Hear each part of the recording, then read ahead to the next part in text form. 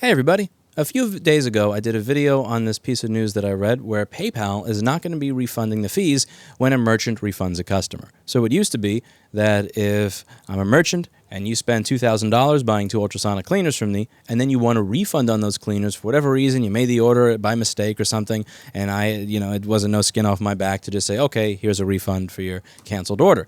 Now, they are not going to be refunding the fee. So that $50 to $60, that 2.9% that I was charged in order to take your transaction, PayPal's keeping that even if I refund you. They used to only keep the 30% flat fee. Now they're keeping the 30-cent flat fee and the 2.9% transaction fee.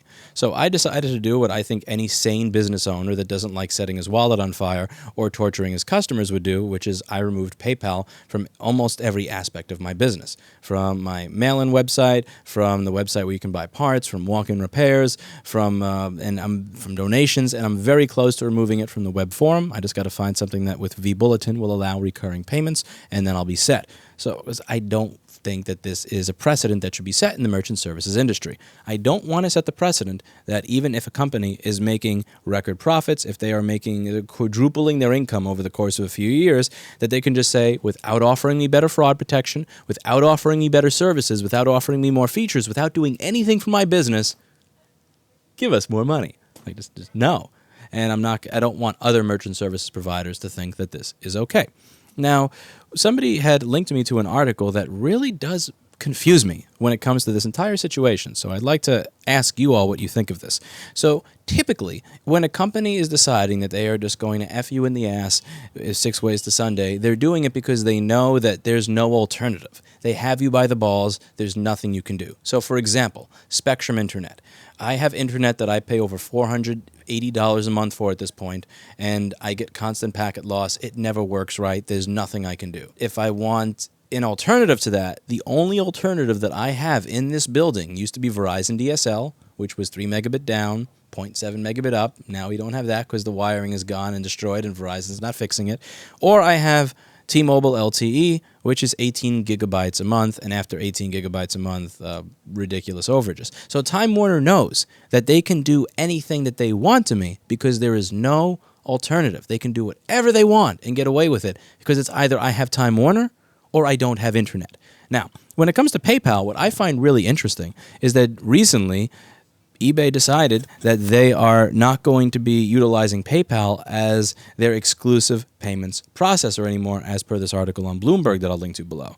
So this is interesting to me. Now, I understand why PayPal would be able to get away with some ridiculous asinine practice like this, where they're just going to keep the entire 2.9% gross fee, even if you decide that you're going to refund the customer rather than just keeping the flat rate. I understand how they're doing that if they are in this space where they're a monopoly. However, eBay is going to be dropping them. eBay is one of the largest online marketplaces. If you don't have a very specific niche audience that you're selling to, like I am, or you don't have a very large recognized brand, you're going to have to be on eBay and Amazon in some way, shape, or form in order to get noticed, unless you do a lot of work building your brand ahead of time. Back before I had done a lot of work building my brand, back in 2010 and 2011, I could have 32 sales a day on my company website and 11 to 1,200 sales a day on eBay and Amazon. It's just the way it is.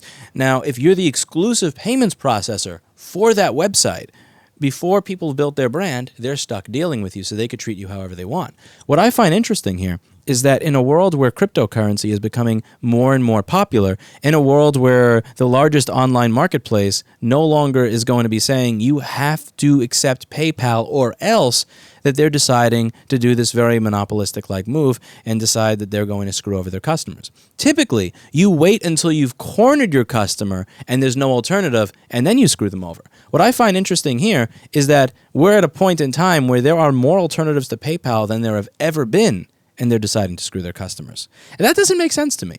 Perhaps this is a money grab. Maybe they think we have to get as much as we can while the getting's good because eBay's dumping us. And, eBay was one of the very few reasons that I imagine a company that treats people as shittily as PayPal was able to rise to prominence. So, as I said in my previous video, there's 2 primary reasons to use PayPal. The first is that it's the only way that you can accept payments on the world's largest online marketplace at the time, which was eBay. If you like it, you hate eBay, you got to admit that 15 years ago, 10 years ago, even 5 years ago, it's one of the largest online marketplaces. And B, the convenience factor.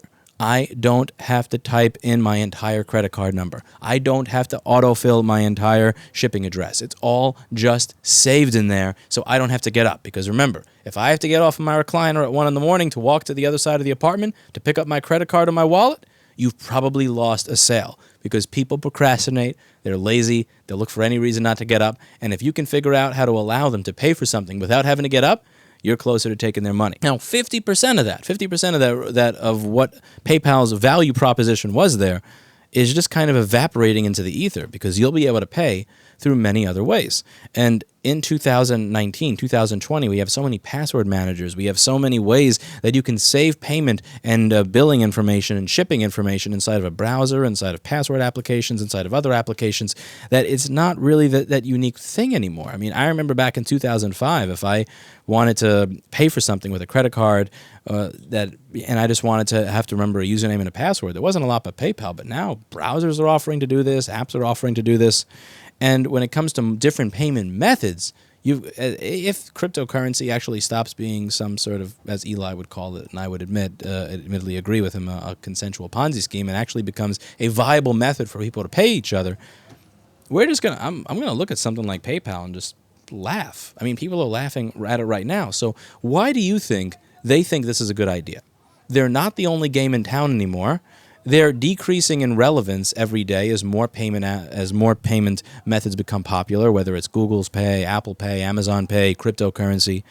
Why do you think they can get away with this? Or is it you think they don't think they can get away with it, but they just want to get it while the getting's good until the cash cow of being eBay's exclusive payment processor is gone? I'm kind of curious.